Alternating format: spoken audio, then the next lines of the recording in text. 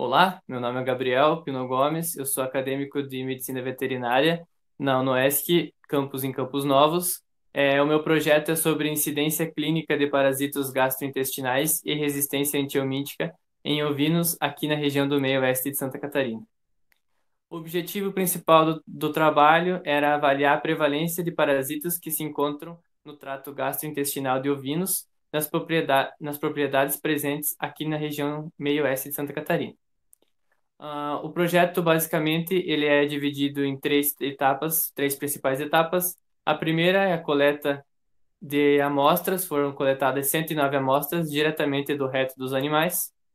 Essas amostras eram acondicionadas devidamente em caixas isotérmicas, para manter a refrigeração e manter elas viáveis.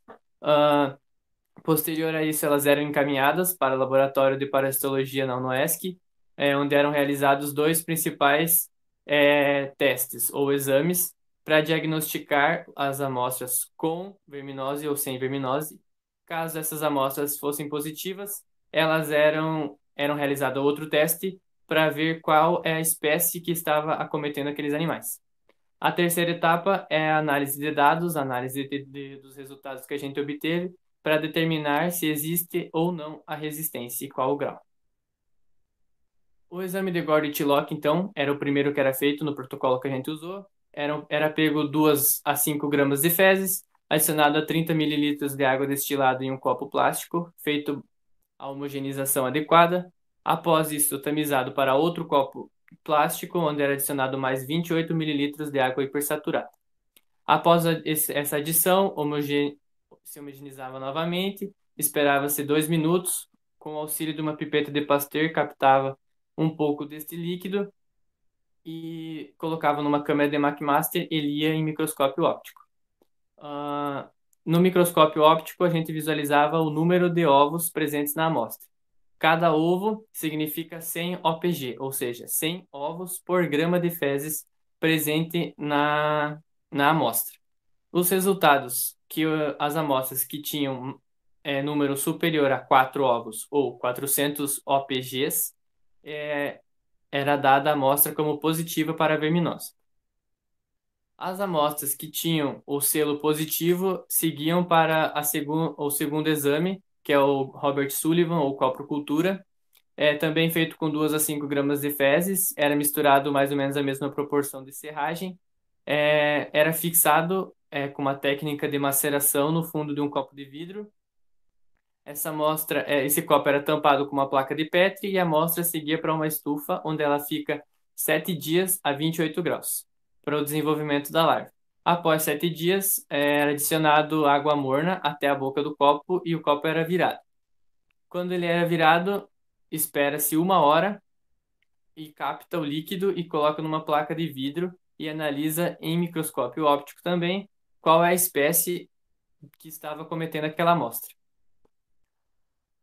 Então, os resultados, animais positivos, que a gente conseguia diagnosticar e saber qual era a larva que estava presente, a gente notificava o produtor tratava novamente esses animais e 15 dias após o tratamento a gente voltava na propriedade, coletava novamente as amostras e encaminhava novamente para os laboratórios da UNOESC, para ser feito novamente, para se ter um acompanhamento. Depois disso, todos os resultados eles eram anexados em planilhas e posteriormente a gente comparou para verificação e efetividade do princípio ativo.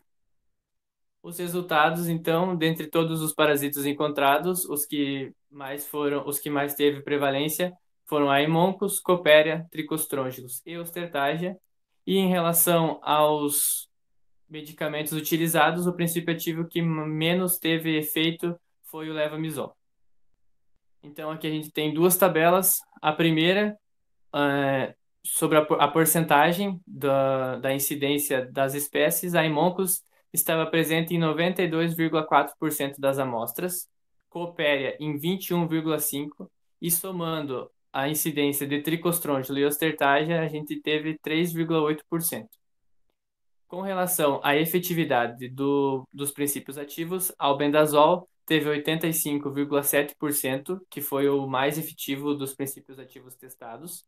Tetramizol e com associação a disofenol teve 63,7%, e o que menos correspondeu às expectativas foi o levamisol, com apenas 48,28% de efetividade. Então, com isso, a gente pôde perceber que a resistência antiomítica ela varia muito de propriedade para propriedade, de manejo para manejo, até as raças dos ovinos pode ter alguma relação com isso. Existem ovinos que são raças de ovinos que são realmente mais resistentes, então isso pode alterar a efetividade do tratamento. E uma medida que a gente acredita que deva ser tomada é a conscientização dos produtores para evitar o uso discriminado destes princípios ativos e destes fármacos.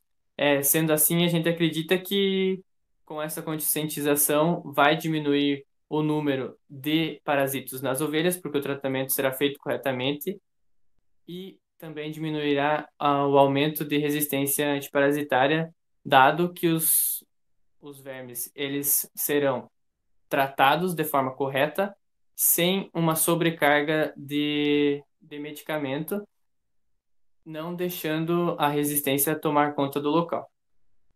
Um agradecimento especial ao Programa de Bolsas Universitárias do Estado de Santa Catarina, o UNEDU, a minha orientadora, Aline Cunhas Bussi Pasquale, e todos os acadêmicos e proprietários que estiveram envolvidos neste meu projeto. Um imenso obrigado e até mais.